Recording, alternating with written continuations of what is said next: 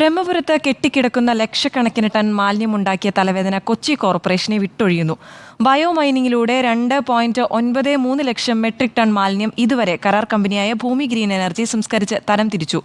അടുത്ത വർഷം മെയ് മാസത്തിൽ ബ്രഹ്മപുരത്തെ മാലിന്യ സംസ്കരണം പൂർത്തിയാക്കാനാകുമെന്നാണ് കൊച്ചി കോർപ്പറേഷന്റെ പ്രതീക്ഷ. കഴിഞ്ഞ വർഷം ബ്രഹ്മപുരത്തുണ്ടായ വൻ തീപിടുത്തത്തിനു പിന്നാലെ ആരംഭിച്ച മാലിന്യ സംസ്കരണ നടപടികളാണ് ഇപ്പോഴും പുരോഗമിക്കുന്നത്.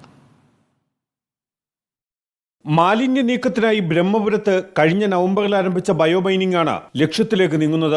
ബ്രഹ്മപുരം മാലിന്യ സംസ്കരണ പ്ലാന്റിൽ കെട്ടിക്കിടക്കുന്ന 8.5 ലക്ഷം ടൺ പൈതൃക മാലിന്യമാണ് ആകെ നീക്കം ചെയ്യേണ്ടത്. ഇതുവരെ 4.1 ലക്ഷം മെട്രിക് ടൺ പൈതൃക മാലിന്യം സ്റ്റെബിലൈസേഷൻ നടപടികൾ പൂർത്തിയാക്കി.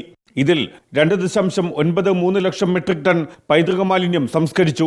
നിലവിൽ 3000 മെട്രിക് ടൺ മാലിന്യമാണ് യന്ത്ര സംവിധാനങ്ങൾ വഴി പ്രതിദിനം സംസ്കരിക്കുന്നത്.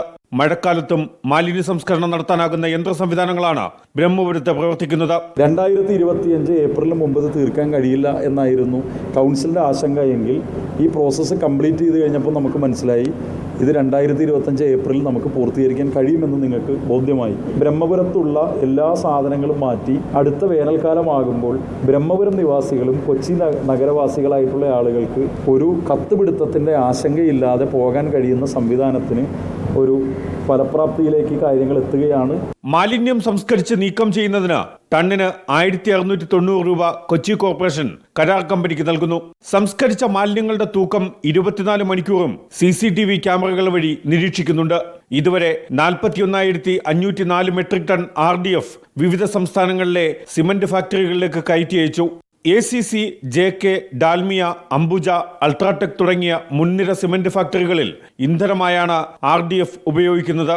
6 മുതൽ 30 മില്ലിമീറ്റർ വരെ അളവിലുള്ള കല്ലും മണ്ണും ബ്രഹ്മപുരത്ത് തന്നെ നിക്ഷേപിക്കും. ഇവർ നടത്തുന്ന പ്രോസസ്സ് എത്രത്തോളം ശരിയാണ്, അതായത് ഈ പ്രോസസ്സിൽ വരുന്ന ബയോ മൈനിങ് ശരിയായിട്ടാണോ നടക്കുന്നത്, അതിനകത്തു നിന്ന് വരുന്ന ഉൽപ്പന്നങ്ങൾ ഭൂമിക്ക് പ്രകൃതിക്ക് ഹാനികരമായ നിലയിൽ ഇവിടെ വല്ല സെറ്റിലിംഗ് നടക്കുന്നുണ്ടോ, ഇത് പരിശോധിക്കുന്നതിന് വേണ്ടിയാണ് കേന്ദ്ര സർക്കാരിൻ്റെ പരിസ്ഥിതി വകുപ്പിൻ്റെ തന്നെ നേതൃത്വത്തിലുള്ള നീരി എന്ന് പറയുന്ന സ്ഥാപനത്തെ നമ്മളിത് ഏൽപ്പിച്ചത്.